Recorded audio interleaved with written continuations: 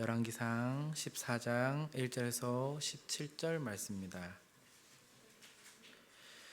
제가 가진 성경 구약 성경 539페이지입니다.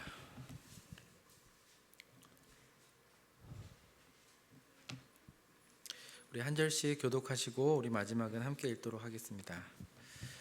그때 여로보암의 아들 아비야가 병든지라. 여로보암이 자기 아내에게 이르되 청하건대 일어나 변장하여 사람들이 그대가 여로보암의 아내임을 알지 못하게 하고 실로로 가라.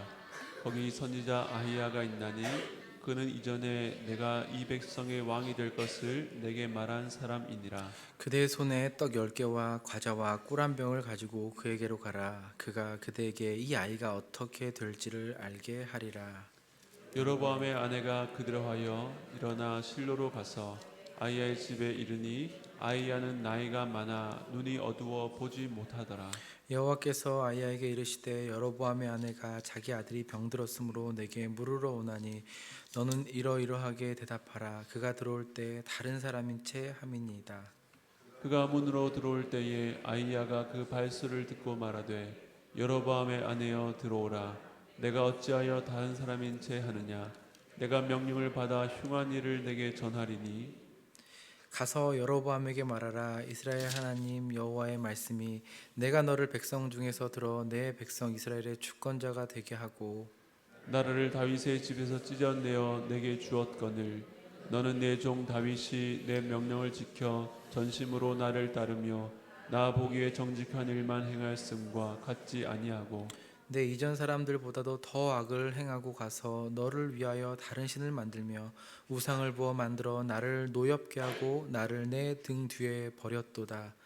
그러므로 내가 여로보암의 집에 재앙을 내려 여로보암에게 속한 사내는 이스라엘 가운데 매인자나 노인자나 다 끊어버리되 거름더미를 쓸어버린 같이 여로보암의 집을 맑게 쓸어버릴지라. 여로보암에게 속한 자가 성읍에서 죽은 주 개가 먹고 들에서 죽은 주 공중의 새가 먹으리니 이는 여호와께서 말씀하셨음이라 하셨나니 너는 일어나 내 집으로 가라. 내 발이 성읍에 들어갈 때에 그 아이가 죽을지라. 온 이스라엘이 그를 위하여 슬퍼하며 장사하려니와 여로보암에게 속한 자는 오직 이 아이만 묘실에 들어가리니 이는 여로보암의 집 가운데서 그가 이스라엘 하나님 여호와를 향하여 선한 뜻을 품었음이니라. 여호와께서 이스라엘 위에 한 왕을 일으키신즉 그가 그날에 여로보암의 집을 끊어버리리라. 언제냐 하니 곧 이제라. 여호와께서 이스라엘 쳐서 물에서 흔들리는 갈대같이 되게 하시고 이스라엘을 그의 조상들에게 주신 이 좋은 땅에서 뽑아 그들을 강 너머로 흩으시리니 그들이 아세라상을 만들어 여호와를 진노하게 하였음이니라. 여호와께서 여로보암의 죄로 말미암아 이스라엘을 버리시리니 이는 그도 범죄하고 이스라엘로 범죄하게 하였음이니라 하니라. 우리 17절 함께 읽겠습니다. 여로보암의 여로보암의 아내가 일어나 디르사로 돌아가서 문 지방에 이를 때에 그 아이가 죽은지라. 아멘. 오늘 본문은 이스라엘이 두 나라로 갈라져서 또 북이스라엘의 첫 왕이었던 여로보암과 그의 아들 아비야의 이제 죽음이 기록된 장면입니다. 이 죽음의 이유에 대해서 1절 보니까 그때 여로보암의 아들 아비야가 병이 들었다라고 시작합니다. 물론 이 땅에 살아가는 동안 우리에게 주어진 여러 가지 질병과 환난, 고난이 모두 다 동일한 이유는 아닐 것입니다. 하지만 오늘 본문의 1절에 보면 그때라고 시작하는 것으로 봤을 때 이 본문은 왕으로 부름받은 여로보암이 지금까지 계속해서 하나님을 떠나 자기 마음대로 살아가다가 그 불순종한 모든 것과 그 결과로 인한 것임을 암시해주고 있습니다. 동시에 이 아들이 병들었다는 사건은 단순히 여로보암을 징계하고 책망하는 것만이 아니라 어쩌면 하나님께서 여로보암을 돌이키기 위한 마지막 기회인 것 같기도 합니다. 부모에게 자신이 아픈 것만큼 큰 고통이 어디 있겠습니까? 왕이 된 여로보암, 자신의 문제에서는 단 한 번도 여호와를 스스로 찾지 않았지만 아들의 질병 앞에서는 실로에 있는 하나님의 선지자를 찾아가기로 결심합니다. 문제의 원인과 해결이 어쩌면 선지자에게 있을 것이라고 깨달은 것이지요.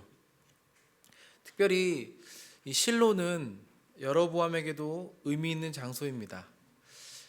열왕기상 11장에 보면은 동일한 선지자 아히야를 통해서 나라가 찢겨질 것과 그 중에서 10지파를 하나님께서 여로보암에게 주실 것이라고 약속하셨습니다. 11장 38절에 이렇게 기록되어 있는데 제가 한번 읽어보겠습니다.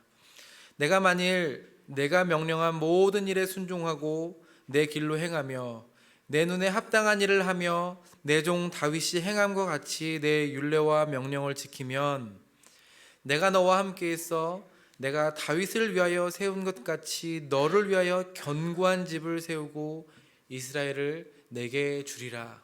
이렇게 약속해 주셨습니다. 그의 명령을, 법도를, 여호와의 말씀을 다윗처럼 순종하고 명령을 지키면 그 나라는 견고하게 될 거라는 약속입니다. 그 약속과 함께 여러분에게 10지파를 부탁하셨습니다.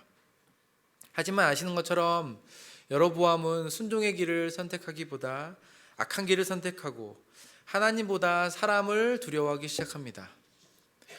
이스라엘 백성들이 성전이 예루살렘에 있는데 예루살렘으로 제사 드리러 가서 자기를 반역하면 어떻게 할까 고민하면서 두려워하면서 베델과 단에 금송아지를 세우고 여러 산당을 짓기 시작합니다. 그리고 여기서 이 금송아지가 바로 우리를 인도해낸 여호와라고 이야기하면서 적극적으로 우상 숭배를 권합니다. 레위인이 제사장직을 감당하게 되어 있는데 레위인이 아니라 자기 마음대로 정한 사람을 제사장으로 삼아서 제사를 지내게 하고 절기도 마음대로 정해서 결국 무엇을 하고자 하는 거냐 하면 정통성이 있는 남유다와는 차별성을 가진 자신만의 국가를, 왕국을 세우고자 백성들을 죄악된 길로 이끌어 가기 시작했습니다. 비록 이렇게 수많은 죄를 여로보암이 범하였지만 아들의 질병 앞에 이 문제를 해결하기 위해서 어쩌면 자신이 처음 부름받았던 곳 실로와 그 선지자를 찾고자 합니다. 인생의 문제 앞에 내 힘으로 감당할 수 없을 때에 하나님의 도우심과 은혜를 구하고 그분께 돌아가는 이 방법은 여전히 좋습니다. 하지만 여로보암이 하나님의 선지자를 찾아가는 방식을 보면 그가 정말 마음을 중심을 다해서 하나님께 돌아가기보다 여전히 죄 가운데서 이 일들을 행하고 있음을 가르쳐 줍니다. 우리 2절과 3절 말씀인데요. 우리 한번 자막 보시면서 함께 읽겠습니다. 시작. 여로보암이 자기 아내에게 이르되 청하건대 일어나 변장하여 사람들이 그대가 여로보암의 아내임을 알지 못하게 하고 실로로 가라. 거기 선지자 아히야가 있나니 그는 이전에 내가 이 백성의 왕이 될 것을. 아멘. 먼저 이 일에 실로와 선지자를 찾아가는데 자신이 찾아가는 것이 아니라 누구를 앞장세워 보냅니까? 아내를 보냅니다. 사실 이 중요한 일에 당사자 자신이 가는 것이 아니라 아내를 대신 보내는 것도 매우 비겁한데 그것만이 아니라 아내를 변장시켜서 여로보암의 아내가 아닌 것처럼 해서 보냅니다. 이 본문을 읽는데 아니 어떻게 한 남자가 왕이 이 중요한 일에 자신의 아들의 질병에 관한 문제에 아내를 앞장세워서 할 수 있지? 라고 생각하는 순간 예전에 제가 그 전도사 신학생 시절에 그 사건이 하나가 떠올랐습니다. 그때 제가 교회 주일에 운전을 해서 교회를 가는 길이었는데 빗길에 그 차를 못 보고 이렇게 좌회전을 하다가 그 접촉 사고가 난 사건이었습니다. 근데 그때 때마침 저와 저희 아내가 그 친한 아내의 친구를 전도해서 가는 날이었는데 이렇게 빗길에 제가 잘 못 보고 이게 사고가 난 겁니다. 접촉 사고가 났는데 크게 다친 건 아니고 차량을 내려서 보니까 이렇게 삼면이 제 차는 뭐 이렇게 크게 뭐 고장 난 건 없는데 상대편 차가 이렇게 삼면이 쫙 긁혀 있더라고요. 제가 아직도 기억에 남는데 그 아침에 그분께서 우산도 안 쓰시고 언제 뭐 마치 준비라도 해놓은 것처럼 디지털 카메라를 꺼내서 그걸 막 찍으시는 장면을 봤습니다. 그래서 이분도 보통 분이 아니겠다. 이거 뭐 어떻게 할 수가 없어서 제가 우산을 씌워드렸던 기억이 있습니다. 좋은 차였는데 일본 차였고 이거 어떡하지 그랬던 기억이 있었습니다. 그래서 어쨌든 그때 마무리하고 사실 모두 저도 막 접촉 사고를 많이 내본 적은 아닌데 그때 그분께서 사진 다 찍으시고 저보고 이제 그 서명을 하라고 해가지고 제가 잘못했다고 저 이제 사실 이제 교회 가는 길이었으니까 또 안에 이렇게 전도 초대하는 대상자도 있고 해서 빨리빨리 마무리하려고 제가 그 각서를 썼던 기억까지 있습니다. 그래서 이건 100% 제가 잘못한 거라고 각서까지 써서 드렸던 기억이 있습니다. 그리고 나서 보니까 이제 그 차가 고급차인 것과 제가 한 행동이 너무 경솔하지 않았나 그런 생각이 막 두려움이 막 이렇게 밀려왔었습니다. 그 주간이 신학교 1학년 경건의 기간이었는데 수련회 가는 동안 이제 이분들이 저에게 계속 연락을 해오시는 것들이었습니다.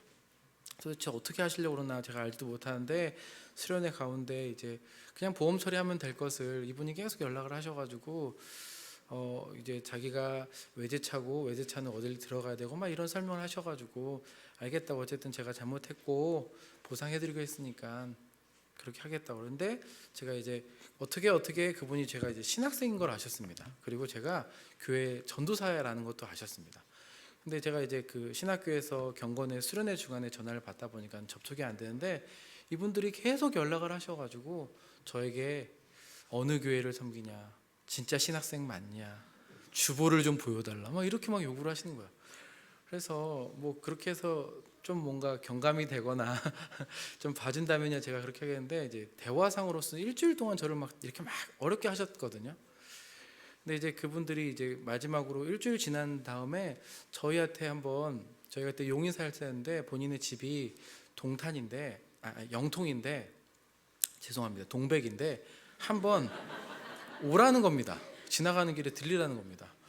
그래서 사고 처리 같은 건 보통 굳이 피해자 가해자가 만날 일도 없고 보험으로 처리하면 되는데 그때 또 만나자고 하니까 제 마음에 혹시 그 차가 이제 고급차였고 3년을 긁었으니까 사계를 다 갈아야 되는 거 아니겠습니까? 그때 제가 아내가 은수 첫째 은수를 임신 중이었는데 아직도 제가 기억이 남는데 저녁 늦게 사역 마치고 아내를 앞장 세워서 그 집에 방문했던 기억이 이 글을 보면서 납니다. 뭔가 조금이라도 긍휼 모드, 그 임신한 아내를 앞장 세우면 뭔가 세 면이 두 면이 되고 두 면이 한 면이 되지 않을까라는 이런 마음에 결과는 또 추후에 기회가 되면 나누겠습니다. 비겁한 거죠 사실. 우리 인생에 그럴 일이 없으면 좋겠지만 남자들이 인생을 살아가는데 정말 안 될 때 한 번 정도는 아내를 이렇게 살짝 앞세울 수 있는데 심지어는 그 아내를 변장시켜서 실로로 보냅니다. 구약에서 변장한다는 것은 하나님의 심판이나 예언을 피하려 할 때 사용되기도 합니다. 아마 여로보암은 본인 스스로 갈 수 없다는 것을 누구보다도 잘 알고 있을 뿐만이 아니라 아내를 이렇게 변장시키는 것을 볼 때에 그 아들의 질병, 이 과정이 분명히 자신의 죄 때문이라는 것을 직감한 것 같습니다. 사실 그렇다면 더더욱 이 모든 원인이 여로보암의 악행과 죄이기 때문에 하나님께서 정말 마지막으로 돌이킬 기회를 주신 것임에도 불구하고 여로보암은 자신에 대한 죄에 대한 고백과 또 이 죄를 안타까워하기보다는 얄팍한 은속임으로 하나님의 심판과 저주를 피하고 자신에게 유리한 예언을 듣고자 자신의 아내를 변장해서 보내는 것입니다. 즉 여로보암은 마지막까지도 이 주시는 기회까지도 하나님을 알지 못하고 하나님을 그저 금송아지 대하듯 자신이 원하는 것을 이루고 문제 해결만을 위한 도구로 찾아가는 것이지요.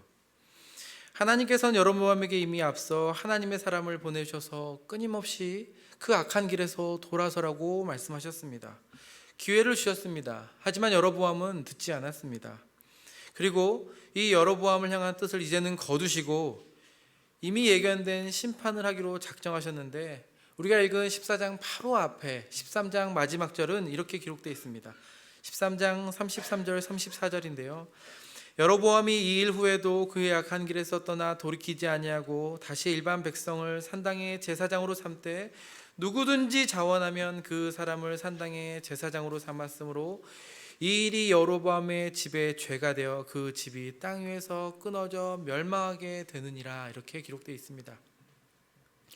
여로보암은 스스로 지혜로운 체하고 선지자조차도 속일 수 있고 본인이 정말 원하는 답변을 기대하는 마음으로 아내를 변장해서 보냅니다.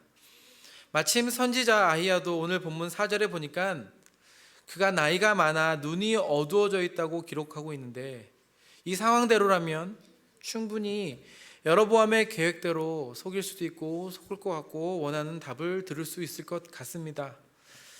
하지만 여러분, 하나님은 우리 아무리 지혜롭다고 해도 그 사람의 속임새에 속지 않으십니다. 우리 하나님은 눈이 어둡지도 않으십니다. 오히려 하나님께서는 이 모든 일을 헤아려 아히야에게 해야 할 일을 일러주십니다. 드디어 여로보암의 아내가 도착합니다. 심지어 오늘 본문은 그 아내의 발소리만 듣고도 아히야가 하나님의 말씀을 전하기 시작했다라고 기록합니다. 이렇게 말씀합니다. 여로보암의 아내여 들어오라. 내가 어찌하여 다른 사람인 채 하느냐. 내가 명령을 받아 흉한 일을 내게 전하리니 라고 언급하며, 사실 정작 여로보암의 아내는 들킬까 초조해할 이유도 없습니다. 정말 궁금했던 아들에 관해서는 묻지도 못한 채 여호와의 말씀을 일방적으로 들어야만 했습니다. 아히야를 통해 전해진 하나님 말씀은 크게 4가지입니다. 가장 먼저 하나님께서 이 여로보암과 그의 아내에게 말씀하신 것은 하나님께서 여로보암에게 베푸신 은혜를 생각나게 하십니다. 우리 7절 말씀인데요, 한번 읽어보시겠습니까? 시작. 이스라엘의 하나님 여호와의 말씀이 내가 너를 백성 중에서 들어 내 백성 이스라엘의 주권자가 되게 하고 나라를 다윗의 집에서 찢어내어 내게 주었거늘. 아멘. 여러분, 지금이야 이제 여로보암이 왕이 되어서 왕의 일들을 업무를 하고 있지만 실제 여로보암이 누구입니까? 그는 작고 작은 에브라임 지파의 과부의 아들이었습니다. 비록 그가 솔로몬이 북쪽 지파 부역을 맡긴 감독관으로 그가 총명하고 큰 용사며 부지런했다라고 기록하지만 결국 그의 모든 걸음은 솔로몬의 대적이 되었다라고 기록하고 있습니다. 이러한 여로보암을 하나님께서 왕으로 부르신 조건이 있다면 무엇이겠습니까? 그의 학벌입니까? 그의 재주입니까? 출신이 좋은 것도 아니고 능력도 출중한 것이 아니라 하나님께서 여로보암을 왕으로 세우신 것은 정말 전적인 하나님의 은혜였습니다. 은혜 가운데 하나님께서 여로보암을 불러서 그 누구도 차지할 수 없었던 그 왕위를 내어주었습니다. 심지어 이런 여로보암에게는 하나님께서 자신이 가장 아끼신 다윗과 비교를 합니다. 그래서 뭐라고 얘기하시냐면 내가 다윗에게 했던 것처럼 백성 중에서 들어서 자신의 백성의 주권자로 삼겠다라고 말씀하십니다. 다윗처럼 이전에 다른 누군가에 속했던 왕국을 넘겨받게 하겠다라고 하시면서 마치 그 위대한 왕, 하나님께서 너무 사랑했던 그 왕 다윗처럼 여로보암을 높여주시고 기대하고 세우셨습니다. 하나님의 부르심이 얼마나 자비롭고 그 은혜가 크신지 생각나게 하시면서 지금 너가 한 행동들이 얼마나 이 은혜로부터 멀어진 일인지를 기억나게 하시는 겁니다. 여로보암, 네가 하는 것들이 얼마나 나로 하여금 큰 배신이며 배역인지를 보게 하시는 것입니다. 그리고 다윗과 한 번 더 비교하면서 여로보암의 죄를 지적하십니다. 8절 9절인데요.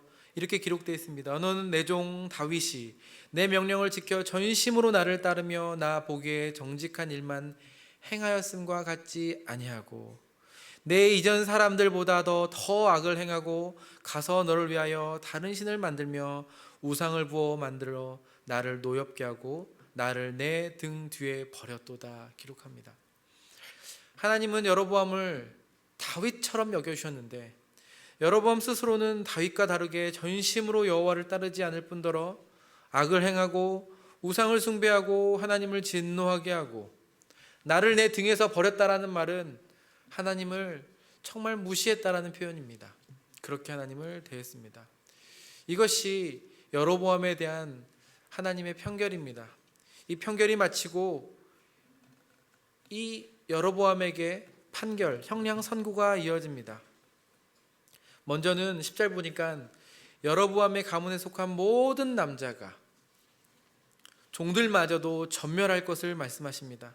그들은 거름더미처럼 치워질 것이고 그들이 만약 성읍에서 죽으면 개가 먹고 들에서 죽으면 공중에 새가 먹을 정도로 아주 철저하게 남자들이 죽을 거라고 말씀하십니다. 왜 남자들을 죽입니까?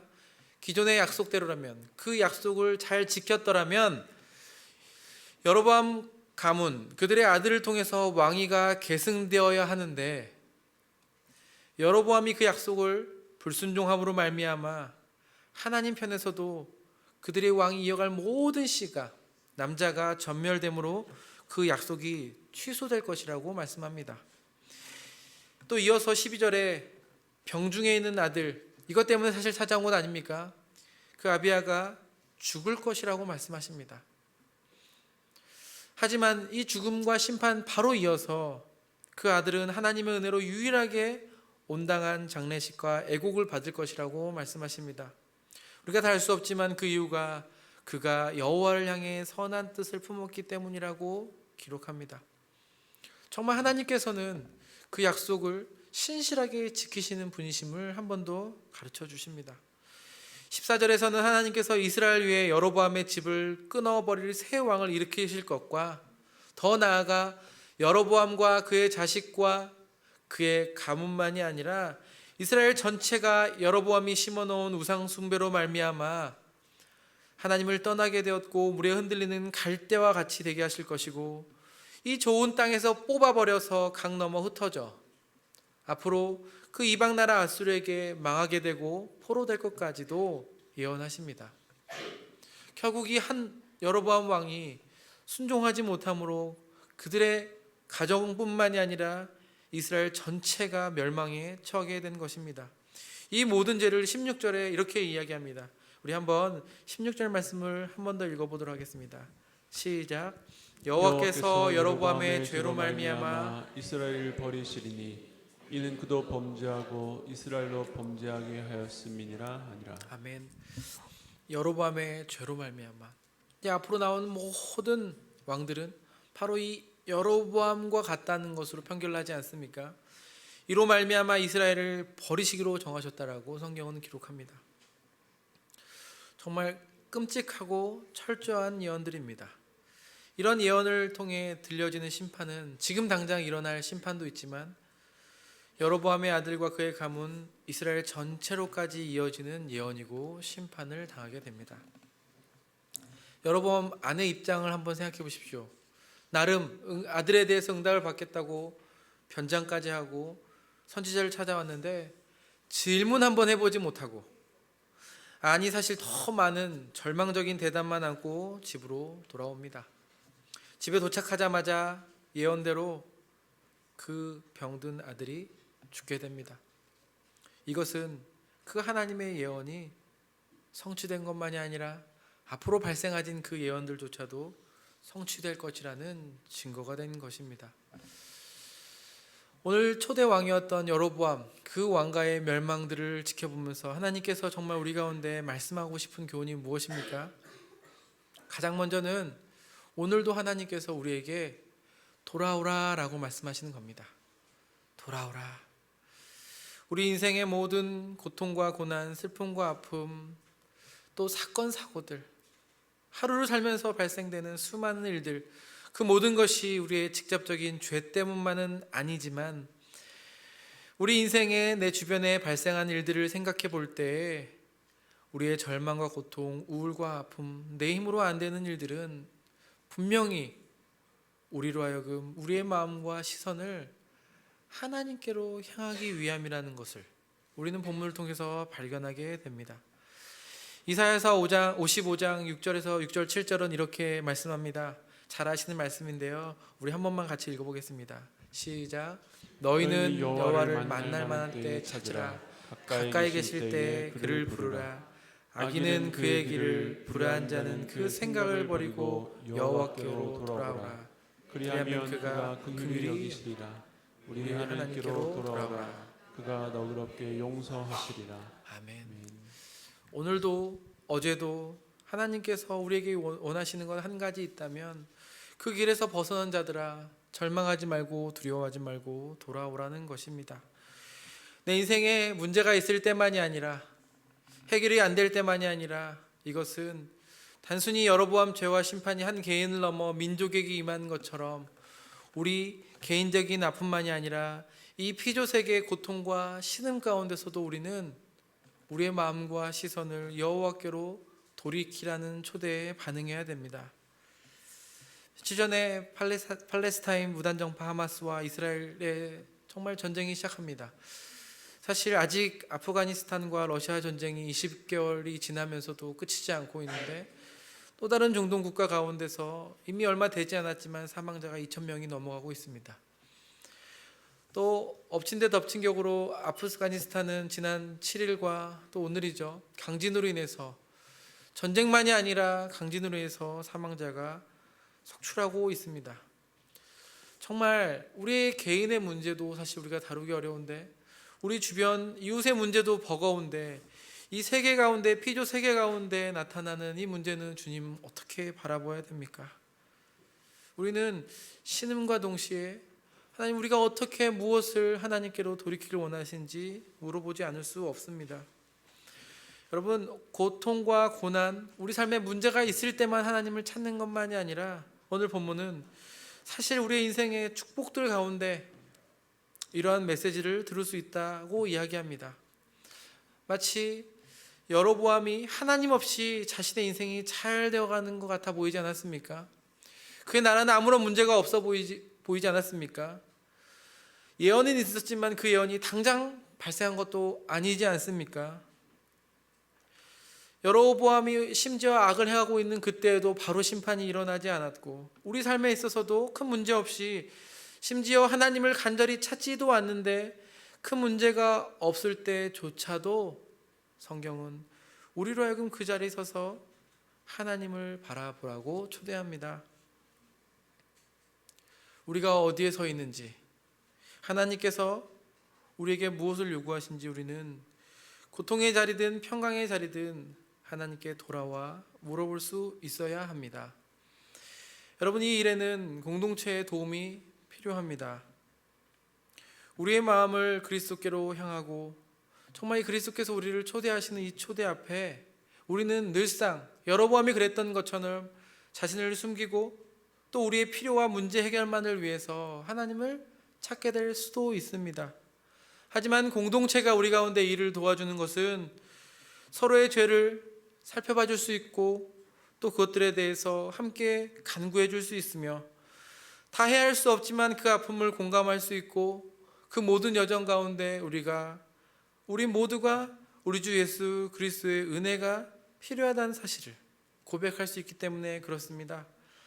야고보서 5장 16절은 적극적으로 너희의 죄를 서로 고백하며 병이 낫기를 위하여 기도하라 라고 말씀합니다. 단순히 우리가 고백하는 것에서 그치는 것이 아니라 더 나아가 적극적으로 이 죄로 인해서 하나님께 멀어지지 않도록 붙잡을 수 있는 것도 공동체입니다. 히브리서 3장 12절 13절에는 이렇게 기록합니다. 우리 함께 읽어보도록 하겠습니다. 시작. 형제들아, 너희는 삼가 혹 너희 중에 누가 믿지 아니하는 악한 마음을 품고 살아계신 하나님에게서 떨어질까 조심할 것이요, 오직 오늘이라 일컫는 동안에 매일 피차 권면하여 너희 중에 누구든지 죄의 유혹으로 완고하게 되지 않도록 하라. 아멘. 공동체가 필요한 이유가 또 하나 있는데, 우리는 우리 혼자 있을 때 우리가 정말 잘하고 아무런 문제가 없다라고 생각하기 쉬운데, 사실 공동체 안에 있을 때 우리의 죄성들이, 우리의 연약함이 그대로 드러납니다. 생각보다 누군가 비교해서 자신을 낮게 여기는 내 마음, 낮은 자존감, 하나님의 은혜와 섬김에 만족하기보다는 끝없이 가진 것들을 다른 사람과 비교하고 왜 더 주시지 않느냐라고 원망하기도 하며 또 연약한 자신을 보면서 끊임없이 침체에 빠지는 것도 우리는 공동체 안에서 경험합니다. 그럴 때 공동체가 무엇을 해야 됩니까? 악한 마음을 품고 하나님께서 멀어지지 않도록 우리는 주변을 돌아보아야 합니다. 서로 권면하고 기도하는 가운데 죄가 우리로 하여금 마음을 더 완고하게 하고 하나님으로부터 정말 적극적으로 멀어지게 되지 않도록 하기 위하여서 서로를 붙잡아 주라고 하지 않습니까? 주님 우리에게 지혜를 주셔서 우리가 주님으로부터 얼마나 멀어져 있는지 보게 하시고 우리 이웃을 살펴서 우리의 마음이 하나님과 멀어지지 않고 죄로부터 완고해지지 않도록 주님 우리를 도와주십시오 라고 우리는 공동체를 위해 기도해야 될 것입니다.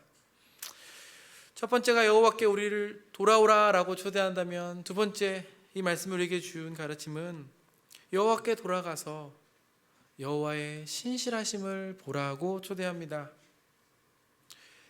하나님께서 사랑하시는 사람은 다윗만이 아니라 솔로몬만이 아니라 이 여로보암 같은 자들, 우리와 같은 자들도 동일하게 약속하시고 그 약속을 신실하게 지키십니다.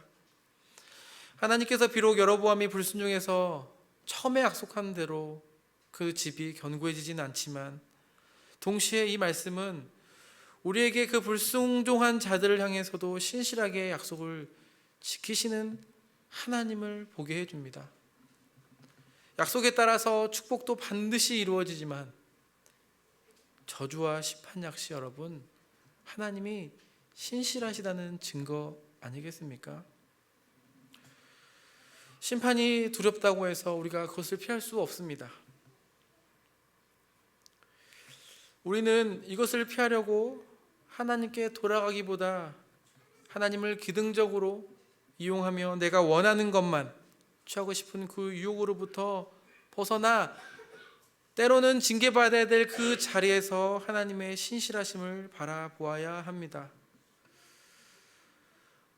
그래서 오늘 이 말씀은 정말 주님 보좌 앞에 나아가는 것이 비록 우리가 가진 죄와 허물로는 너무 부끄럽고 숨기고 싶지만 그 앞에 섰을 때 그 신실하신 하나님께서 우리를 어떻게 용납해 주시고 또 우리를 어떻게 다루시는가 우리는 이것을 보면서 힘을 얻는 것입니다. 일전에 청소년부 아이들과 말씀을 나누면서 그런 얘기를 했습니다.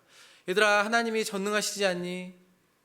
그분이 모든 것을 또 아시지 않니? 전지하시지 않니? 그런데 그분이 만약에 변덕쟁이라면 어떻게 하겠니? 신실하시고 모든 것을 다 하시고 모든 능력이 있은 하나님은 기분 따라서 자 오늘 맞자 라고 얘기하시고 오늘은 넘어가 줄게 라고 하시면 우리의 마음이 어떻겠니? 두렵지 않겠습니까? 모든 것을 다 하시고 모든 것을 할 수 있으신 그 하나님이 기준이 없다면, 원칙이 없다면 그 앞에 선 모든 백성들은 두려워할 수밖에 없습니다. 언제 그분의 원칙이 바뀔까? 일관성 없는 그 하나님의 태도에 우리는 두려워 떨 수밖에 없는데, 하나님께 약속하시고 약속을 지키신다는 것은 그 전능하신 하나님이 그 크신 능력을 약속 안에 제한해 두시고 그 약속으로 우리와 관계하시기로 정하신 하나님의 은혜라는 것입니다. 그래서 여러분 기억하십시오. 때로 우리의 넘어짐이, 우리의 연약함이, 또는 우리가 경건 생활을 실패하고 또 우리의 어떤 삶이 온전치 않기 때문에 하나님과 멀어지는 것이 아니라 바로 하나님께 멀어지게 하는 것은 유일한 한 가지 죄입니다. 죄가 우리로부터 하나님께 멀어지고 그 죄가 우리로 하여금 하나님을 불신하게 만들어서 오해하게 만들지, 하나님께 돌아서기만 하면 하나님은 신실하게 그의 약속을 지키시는 분이라는 사실입니다. 철로역정을 읽어가다 보면 참 재미난 비유들이 많이 나오는데 크리스천과 소망이가 절망의 거인에게서 도망하는 장면이 나옵니다. 절망의 거인이 다스리는 성의 이름은 의심의 성입니다. 그 의심의 성에서 어떻게 나오게 될까? 그들을 붙잡아서 지하 감옥에 3일 동안 가둡니다. 그리고 절망의 거인이 그의 아내에게 이렇게 이야기합니다. 자, 두 침입자를 가두었어. 어떻게 할까? 그랬더니 아내가 두들겨 패버리세요 그럽니다. 그랬더니 막 몽둥이를 가지고 그 절망의 거인이 크리스천과 소망이를 두들겨 팹니다. 그리고 나서 아내에게 묻습니다. 그렇게 두드려 팼는데도 살아있다고. 그럼 어떻게 하면 좋지? 스스로 목숨을 끊게 유도하세요. 이렇게 얘기를 합니다. 그래서 절망의 거인이 이 의심의 성에서 죽은 마른 뼈들과 해골을 보여주면서 우리 크리스천하고 소망이들에게 얘기하게 합니다. 너희도 열흘 안에 이렇게 죽게 될 거다. 그러니까 고통스럽게 죽지 말고 어떻게 하라? 스스로 목숨을 끊어라. 그랬더니 크리스천과 소망이가 정말 그 말을 듣고 두려워하면서 우리 처지가 너무 비참하고 내 마음의 뼈를 까는 고통이 너무 심하니까 거인의 말대로 해야겠어요 라고 자포자기합니다. 그때 소망이 이렇게 이야기합니다. 형제님, 우리 현재 상황이 끔찍한 건 사실이에요. 정말 사는 것보다 죽는 것이 더 나아 보이기도 합니다. 하지만 생명의 주인은 우리가 아닙니다. 우리의 영원한 운명을 좌지우지할 힘이 절망의 거인의 손에 있지 않다는 것을 기억합시다. 분명히 절망의 거인에게서 탈출한 사람들도 있을 거예요. 어쩌면 거인이 옥문을 잠그지 않을 수도 있어요. 참고 기다리면 반드시 탈출할 기회가 올 거예요. 우리 하나님 말씀을 거역해서 스스로 목숨을 끊는 살인자가 되지 맙시다. 이렇게 이야기합니다. 그리고 그들이 토요일 자정부터 기도를 합니다. 기도할 때 갑자기 크리스천이 날이 밝아오는데 흥분된 얼굴로 이렇게 외칩니다. 아니 이런 바보가 다 있나? 언제라도 도망칠 수 있었는데 내가 이 약취가 나는 지하 감옥에 앉아 있었다니. 내 품에 언약이라는 열쇠가 있었어. 이 열쇠만 있으면 의심의 성에 어떤 문도 열 수 있으니까요 하고 그 하나님의 신실한 약속, 언약의 열쇠를 들고 그 문을 열고 빗장이 풀려 나왔다고 합니다. 사랑하는 성도님, 어떤 걸음들을 우리가 걸어가고 있는지 제가 다 알 수 없지만 이 여로보암의 길을 걸어가면서 하나님께서 우리를 향하여서 오늘도 돌이키라 하시는 그 말씀을 기억하길 바랍니다. 도달하는 그 자리에서 무엇을 보게 됩니까?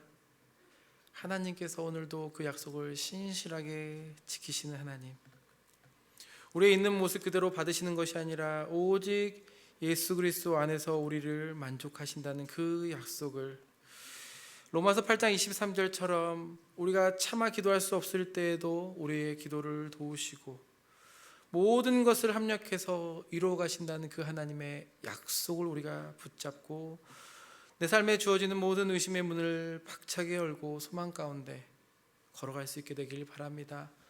우리는 어느 때든 신실하신 그 주님을 만날 수 있습니다.